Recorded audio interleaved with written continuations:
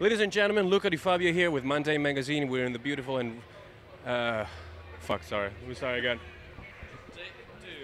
Ladies and gentlemen, Luca Fabio here with Mundane magazine. We're at Bonnaroo in the media tent, and we have the honor to have with us Illiterate Light. Hi guys. Hey, thanks for having us. Hey Luca. All right. Well, this is our first Bonnaroo as a magazine. Is this your first Bonnaroo as a band? It's our first Bonnaroo as a band. It's the first time we've played here. Jake? I came 10 years ago as just a young babe experiencing the world for the first time. Babe. Yeah, no, I remember that actually. You said that before in the press conference. And that's 10 years ago. That's actually when you guys met or became a band, or both?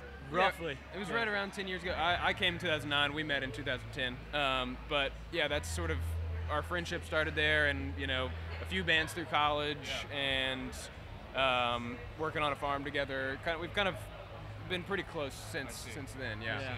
So you guys been playing a lot of festivals, I imagine, and you're on a string of festivals this season particularly, right? Yeah. Do you think there's a difference in terms of crowd, like in terms of crowd participation, specifically to your kind of music? We'll get to your influences and sound in a bit, but do you think there's a different reaction to your music, your particular music, from festival crowds compared to club shows or like touring and everything else? We're gonna see, because we're still early on in our festival process. So we did Shaky Knees in Atlanta, and that was really cool. Like for us, it's a big jump going from the clubs to an environment that can hold 30,000 people. At Shaky Knees, there was probably 800 to 1,200 people. But we were on the main stage, and people, like, the doors open, people ran right up. We definitely saw some people singing along. To be completely honest, we love clubs and theaters and just electricity that can be contained right in that space. So we're still kind of figuring out how to transfer what we do live into these bigger open areas. It's a really different vibe and a different thing, but we'll see tonight, and then we've got Lollapalooza and Newport Folk Festival. Very nice. I'm really stoked on all of these. I know Newport Folk Festival has a really attentive listening crowd, so I think we'll probably still maintain that really intimate connection with people. Totally. That's the thing you don't want to lose in the festival world, is the intimacy. Fair enough. Well, let's go back to the clubs. There's a nice story of you guys playing, was it a sold-out show in Richmond, Virginia? Yeah. You guys are from Virginia. Yeah, we are. Right. Yeah, we're from Harrisonburg. And there was a, correct me if I'm wrong, sold-out show, and that's when you guys met your manager. What happened there with cause your setup is very particular. You're a duo. You play guitar, vocals, and bass with your feet. Yeah. With a different instrument, Contraption, right? yeah. Right, Yeah. which goes into a different amp and everything. Exactly, yeah. And I hear that amp blew up that night. So I'd been playing with a particular bass amp, and I said for this show, I was like, you know what? I'm gonna downsize to a smaller cabinet and make us more mobile. And of course, it wasn't enough, and I overpowered it, and it just blew on the downbeat of our first song. But it turned out being great. I mean, it's probably one of, like I mentioned earlier, our manager was there. Yeah, well, I mean, it's rock and roll, Yeah. How did your manager, like, was going to be your manager take that? What did he tell you? Was he impressed? Like, yeah, so basically what happened, so the amp blew up. Jeff started plugging different things into different amps and kind of making a big show out of it. Kind of seemed like it was like prepared. It was like a circus event, but it certainly was entertaining. Your setup is very cool. It's very different, right? I've only seen probably one drummer standing up. I've never seen that before.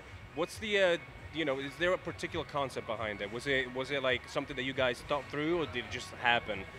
So it's a little bit of the standing drums is a little bit of both. I love drums, and that's what I want to do. But I also have this energy that I want to be up front. I want to be energetic, and it was like I didn't want to be the drummer in the back and Jeff being up front. Like, it's more of just power on like struggle. I have to sit down and look up at this guy all the time. No way, not happening. So no, basically I was just like, well, like, energetically, it'll feel really great for Jeff and I to be at the front of the stage, looking at each other, same height. I'm singing, so let's do that. So I just started standing up to see what would happen, and I realized that a lot of my favorite, some of my favorite performers that are also percussionists, Meryl Garbus and Tune Yards, watching her and just how she integrates her presence and percussion, and then a band called Givers. Has another front woman who's playing percussion and singing, and I really had some inspiration from those ladies, and then Connor's like, I want to try that. Yeah, and then it just kind of started happening. I think we just kind of ended up falling into this very unique thing because the goal was like, let's have a big sound and let's try to still have the low end but not play the tracks.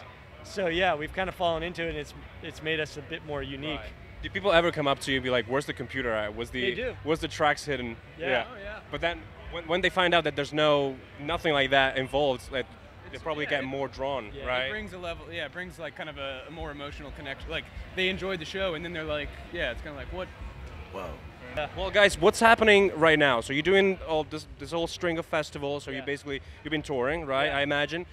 What about the recording side of things? What's happening with that? Any future projects? What's happening? We have a record coming out in October. We just released a new single about 3 weeks ago. So we just signed with Atlantic Records, and that single was to announce that we did that and to put some new music out. We cut half of it in Nashville. We mixed it there as well.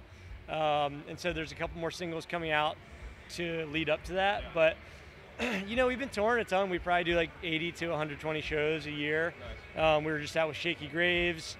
We were out with Raylan Baxter prior to that. We're going out with Rainbow Kitten Surprise later this year.